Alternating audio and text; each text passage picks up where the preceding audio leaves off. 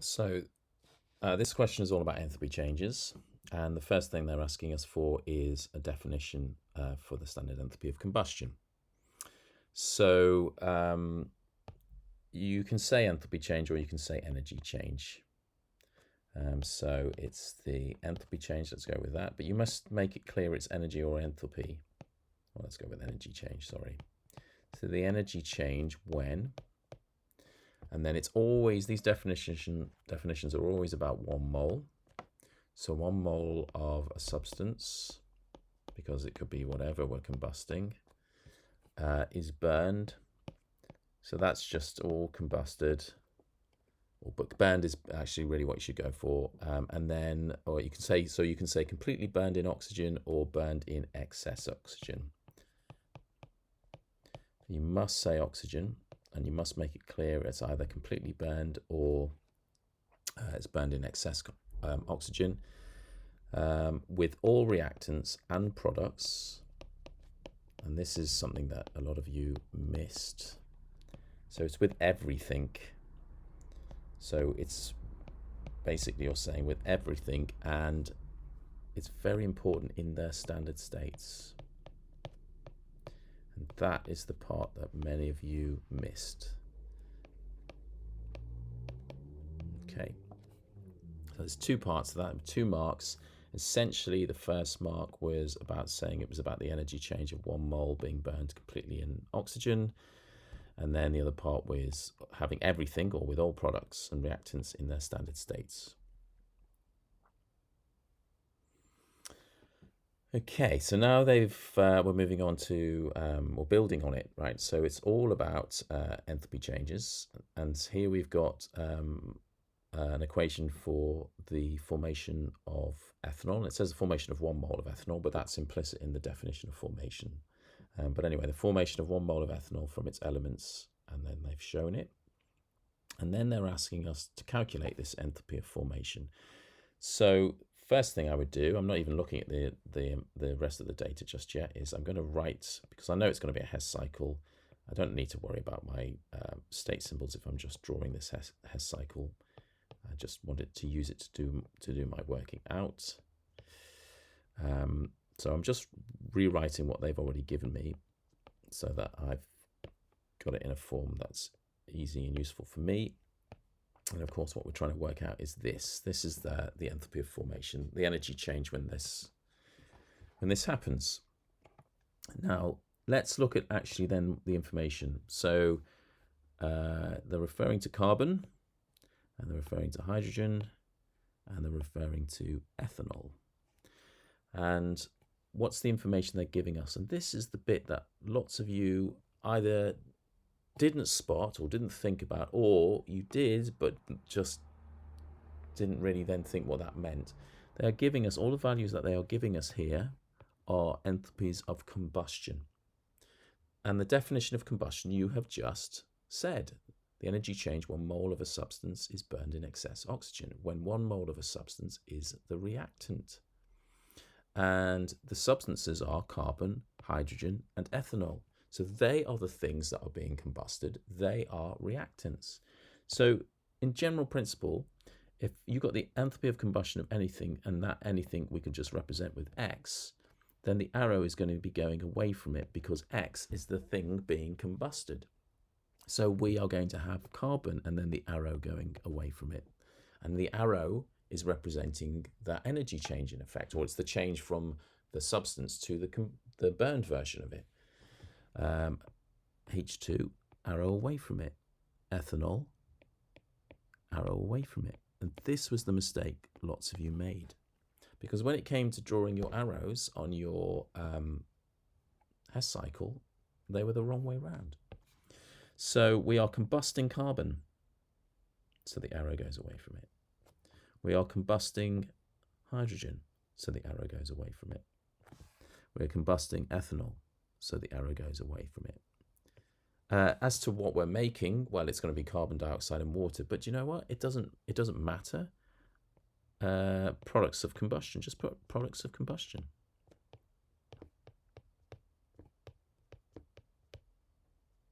We're using this to do our calculation, of course, but what we need to make sure our arrow's in the right direction.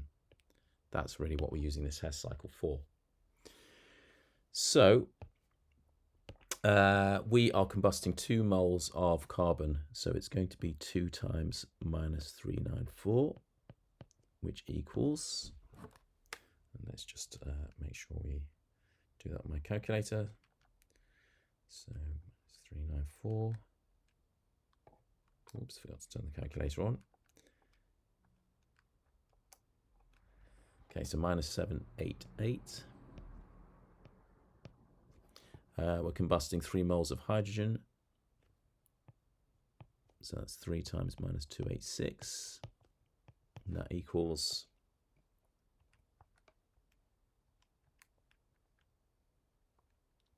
minus 858. And then we are combusting 1 mole of ethanol. So minus 1371.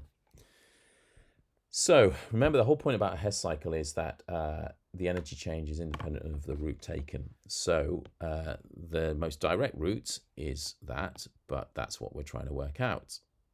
Okay, so our alternative route is we've got to start in the same place as our arrow at the top. We've got to start there and we've got to finish there, but we can't go the same route. So we're going to go this way round.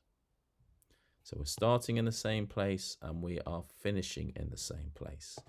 So let's do our alternative route.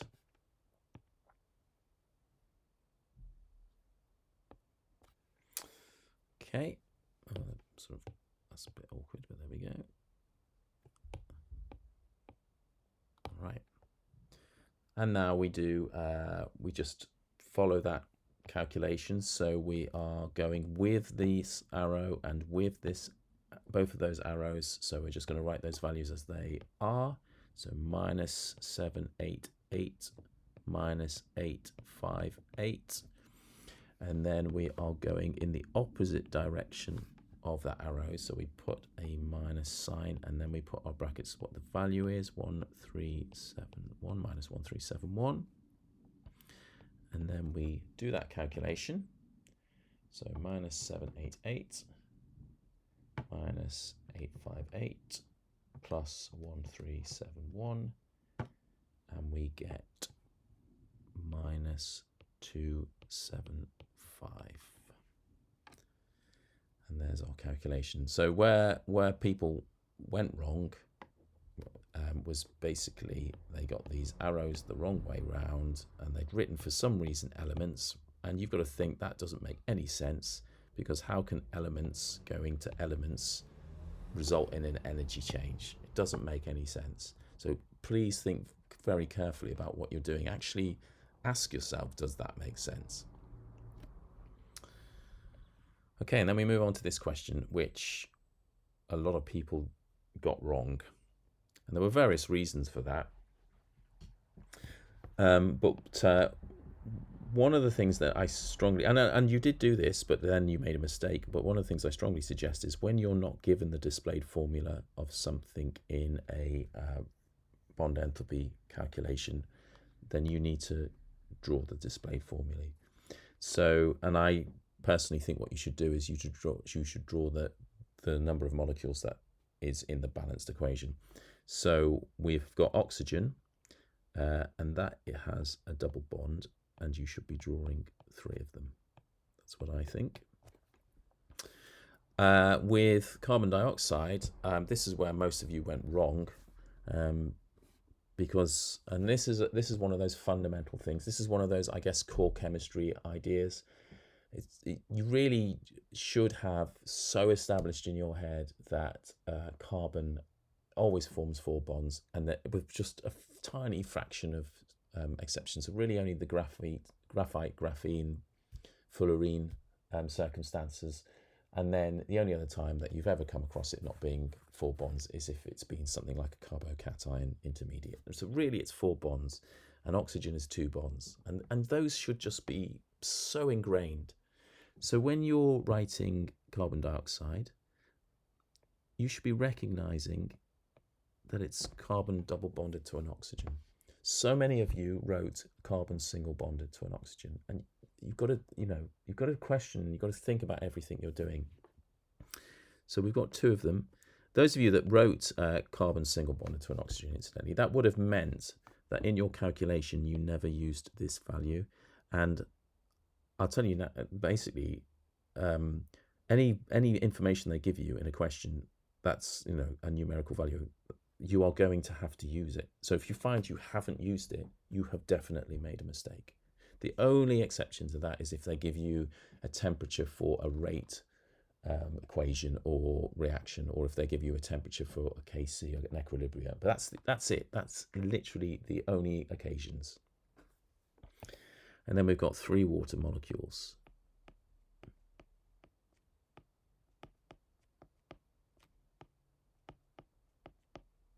Okay. So what I'm going to do is I'm just going to highlight these bonds so they just sort of stand out.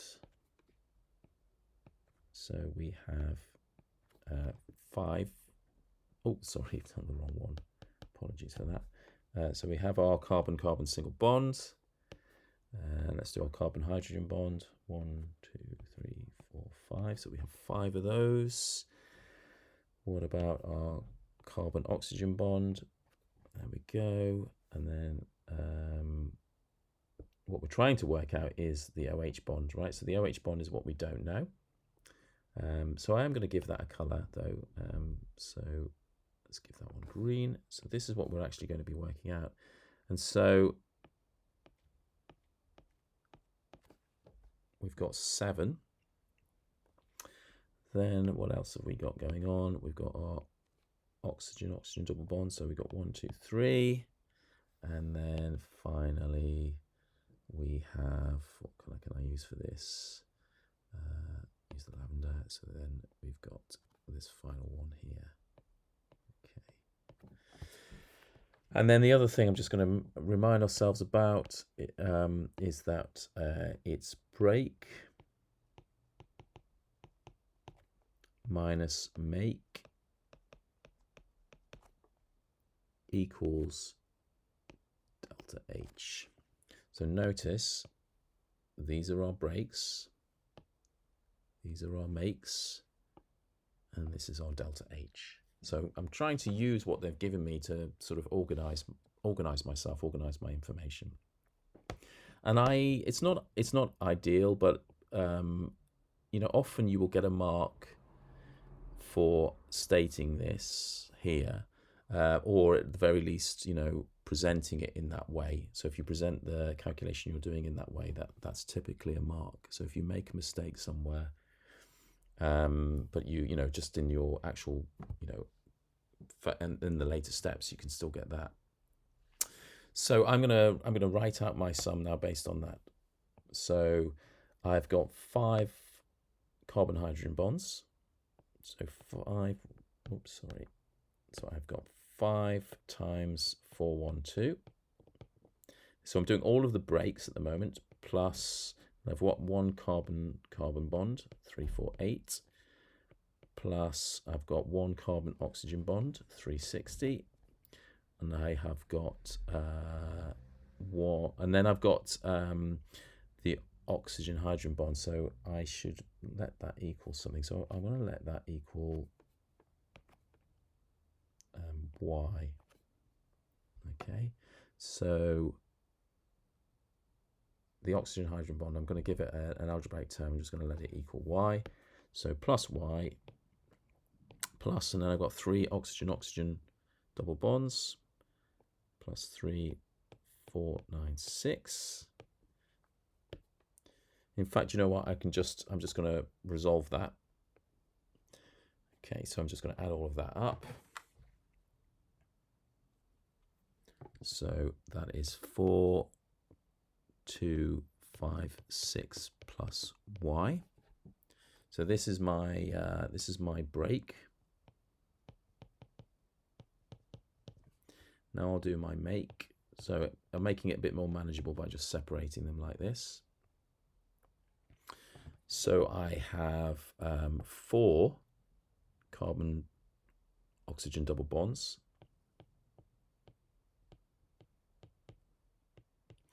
and then I have 6 oxygen-hydrogen bonds.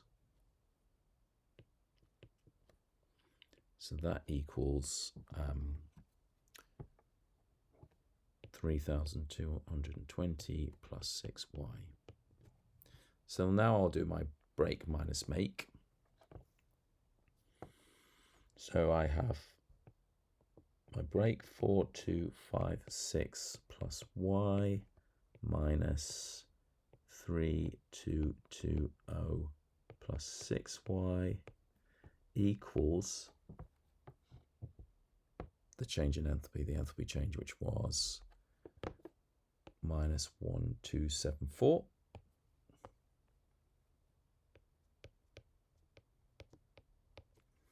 So just making it clear, this is break minus make. Just doing this for your benefit so it's clear what I'm doing. So I have a value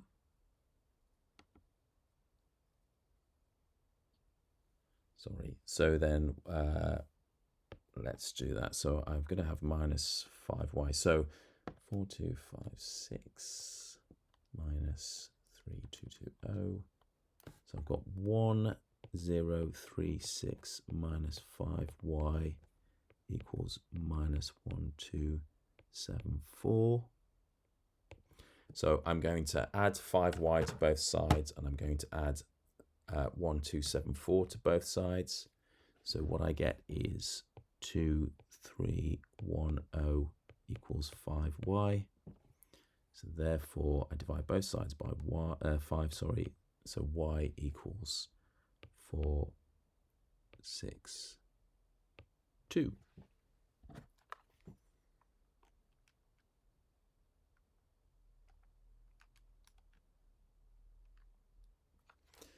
And there we go. And the one way of knowing if you got a minus value, if you got an exothermic value, that was definitely going to be a mistake. But there we go. You just where the mistakes tended to happen was there were certainly mistakes made here.